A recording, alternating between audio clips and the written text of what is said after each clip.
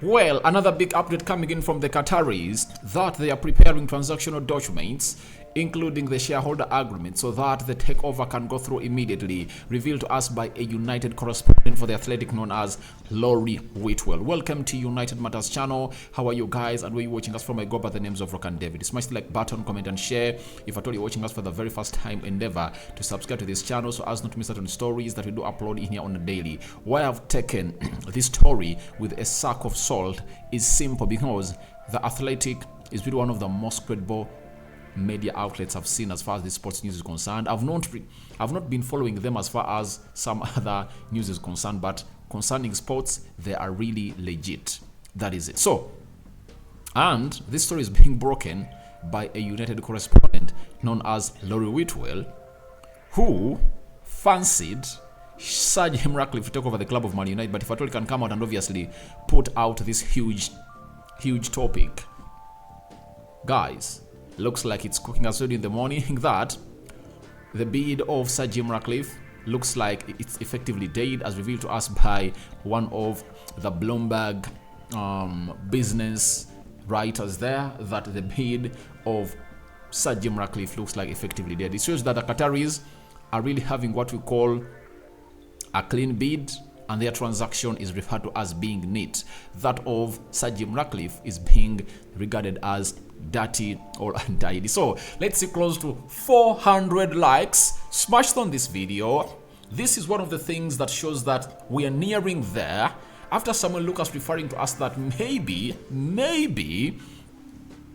after 30th the Glazers will sell, because they wanted to sell the club after this final quarter of the financial football year comes to a halt. Then a story flows in. Rock and David is my name. You can as well call me as RD, and here I come in peace to bring you the latest news and information as far as these stories are concerned. We are talking about John Mata, one of the technical people at Manchester United, is the sporting football director at Man United. Certain story broken yesterday by the Athletic, and today even Samuel Lucas has gone ahead and really revealed it. And this time round, the player has been specifically talked about, that is Benjamin Sesko, that we are looking up for last summer in around I think it was around August. That's when Benjamin Sesko was so much in the news. And looks like Marcel Sabitzer, Ten Hag was not impressed with his works at Manchester United, and they've gone ahead to offer him to Barcelona if at all they can sign him on a long season loan. So don't forget to subscribe, because we want to hit 14,000 subscribers, and you're left with limited subscribers to really hit 14,000 subscribers. Now, we wait and see how you guys are going to go ahead and really respond, because today is the last day of June and we have to hit 14,000 subscribers. Let's subscribe if you're watching us for the very first time, and let's keep flowing like never before. I start off with Laurie Whitwell and The Athletic revealing to us that the Qataris are preparing transactional documents, including shareholder agreements, so that the takeover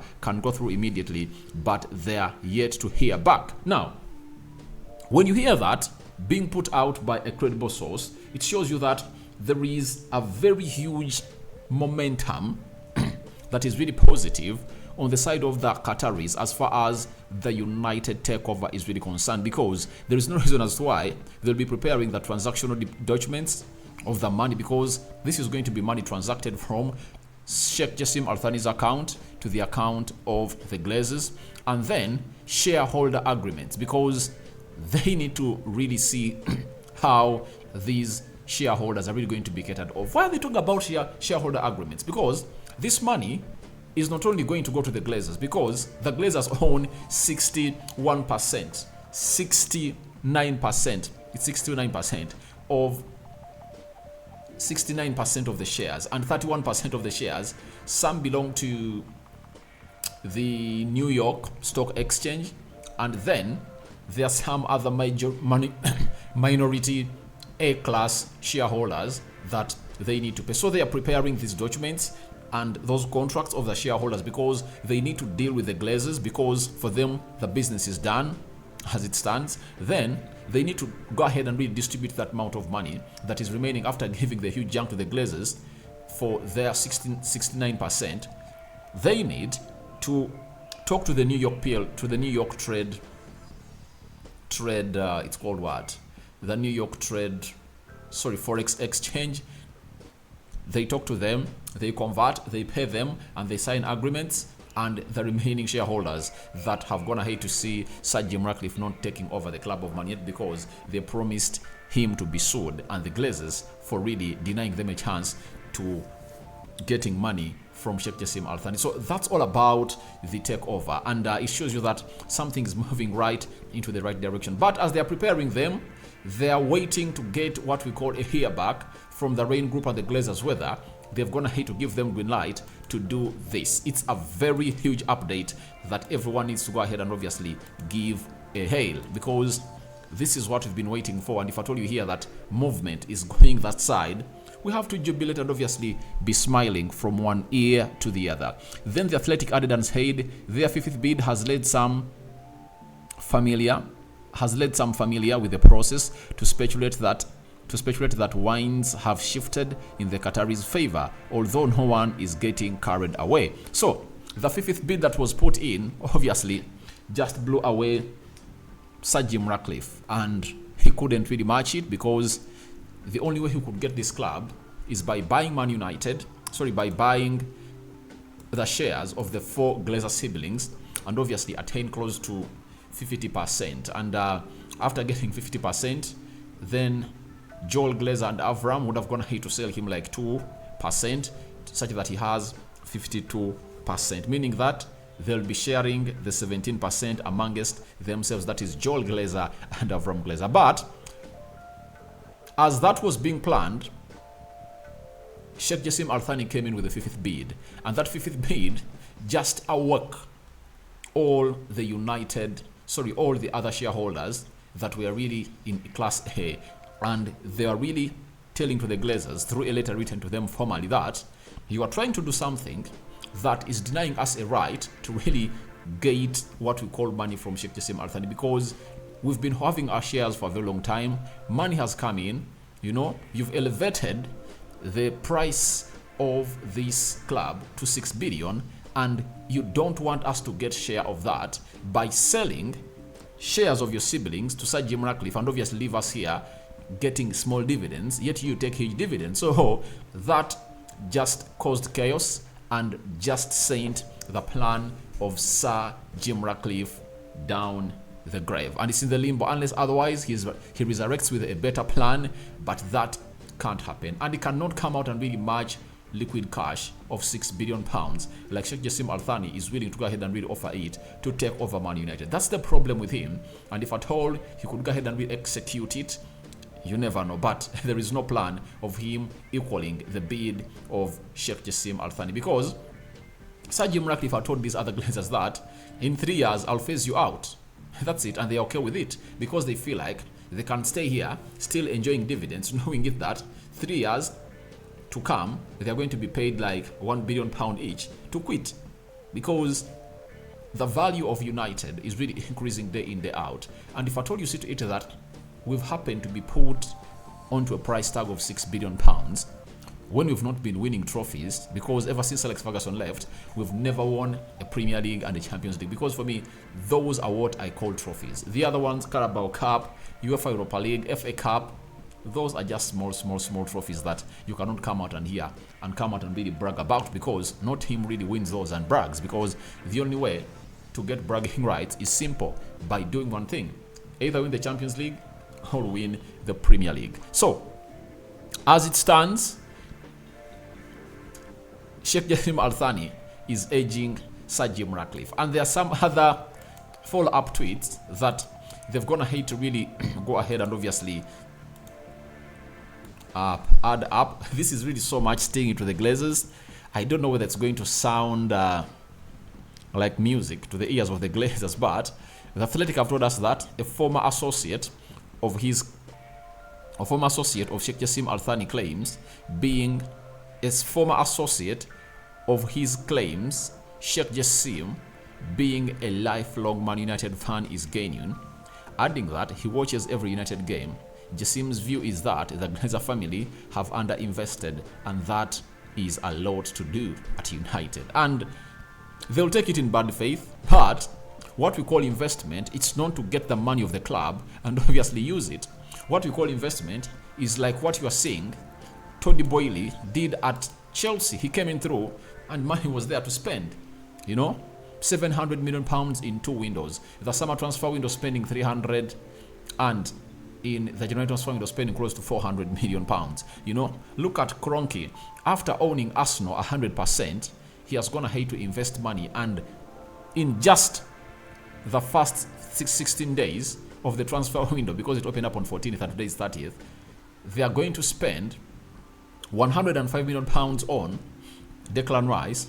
They are going to spend, they've already spent 67 on Kai Havertz. That is 172 million pounds. When you add on the 41 million pounds for Julian Timber, that is already 220 million pounds. They are willing to go in for more, and obviously get in Lavia at like 40 million pounds, 260, and they are willing to spend close to 300 million pounds this summer. And some money comes in from Kroenke, because Arsenal, with the way they've been not buying very many expensive players, the financial fair play rule does not really affect them a lot. They can really spend huge amounts of money. And even if United had the chance to spend huge amounts of money, who would offer that money?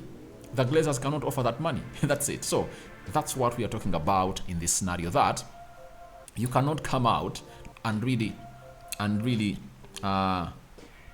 buff off or really dispute what Sheikh Jassim Al Thani is really talking about, because even Samuel Lucas came out like 2 days back and put up an article of how the Glazers have not gone ahead to invest any single penny ever since they became the owners of Man United. And that is really the fact. It's the cold, harsh fact that you'll hate if I tell you love the Glazers, but that's the fact, because they've not invested any single penny in the club of Man United, because all the money they're investing, they get it from the club of Man United, or they go ahead and really borrow, then they pay. So that's not investment, and that's what Sheikh Jassim Al Thani calls under investment in the club of Manchester United. Then The Athletic told us again that Sheikh Jassim Al Thani is potentially acquiring a trophy asset. Man United, he likes to have nice things. I can understand why he wants an asset like Man United, because it makes everyone go. That's owned by Sheikh Jassim Al Thani. So that is a source that has gone ahead to reveal to The Athletic about how things are really happening down in the camp of the Qataris. And I think it's really exciting that we've reached this level. And obviously, we are really getting ourselves to go ahead and obviously do the needful. Now, apart from that, let's talk John Mata. Obviously, Samuel Lucas going ahead to reiterate the story that The Athletic put out yesterday, that one club executive told John Mata last year, you are Manchester United, you got loads of money. United ended interest in a player believed to be Benjamin Šeško after they were quoted almost double the fee RB Salzburg paid to Red Bull Salzburg. That is it, because for RB Salzburg, for Benjamin Šeško, they paid, was it 24 million euros, and United was being told to pay close to 50 million euros, and United pulled out. Then he continued and said, John Mata held the line and did a really good deal. Yesterday, United might have backward and overpaid. Mason Mount would have to win multiple major trophies over coming seasons to trigger the £5 million goal. I understand when Samuel Lucas is trying to play spin, but all that is being orchestrated by these John Matas, because John Mata came in through with David Moyes in 2013-2014 season.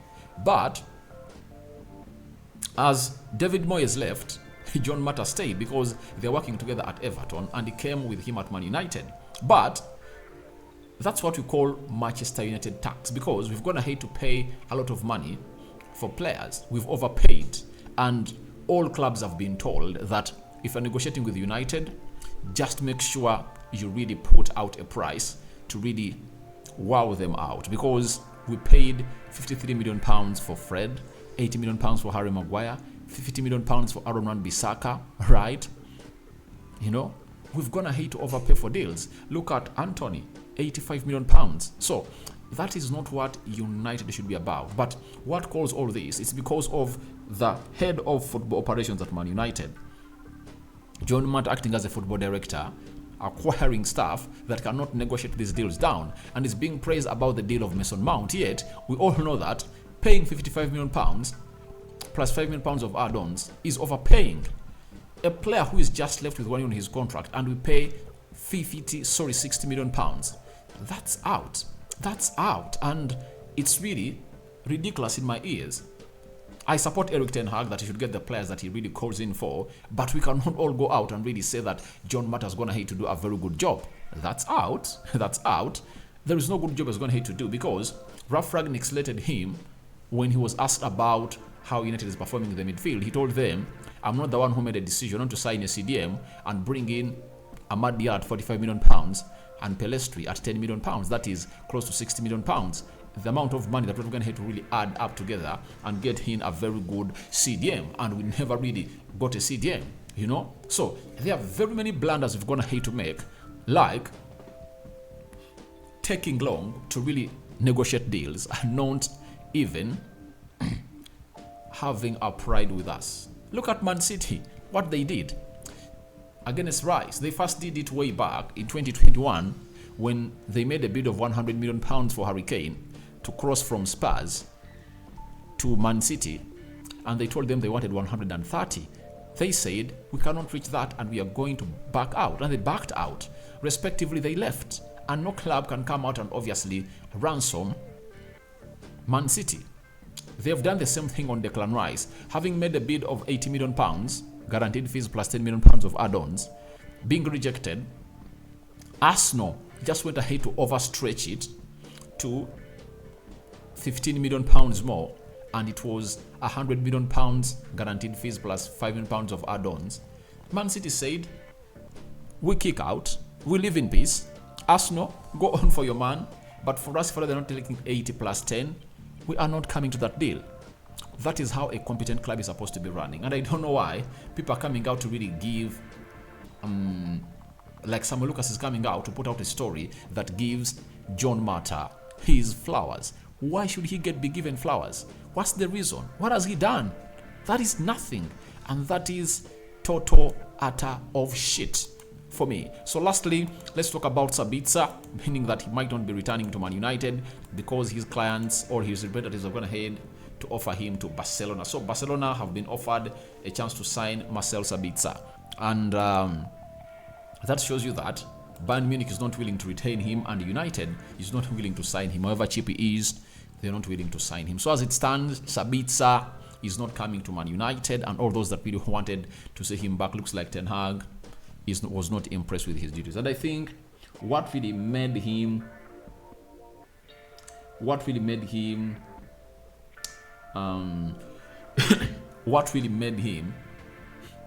fall down into the transfer list of Man United that was being composed by Eric Ten Hag is the injuries, you know. He got injuries and then he was ruled out. But I think he had coped up into the first team. Even when Eriksson was there, Fred, Bruno, Ten Hag had really got a very proper plan to start all of those three in the midfield. Eriksson, Bruno Fernandes and Sabitzer have started to score in goals, but obviously things never went on the way as we wanted them to go. So Sabitzer is being offered to Barcelona, and he might be playing in Catalonia this season or next season. So smash the like button, comment and share. Tell me your thoughts about Qatar is preparing transactional documents for the United takeover. A welcome in the comment section below. What do you make about John Mata? Do you think he should be hailed for that? Yet he's the one who really put United to that level of paying what we call the United tax. And last, what do you make about Sabitzer being offered to Barcelona? I cover you all in the precious blood of Jesus Christ. My Muslim friends, Juma Karim.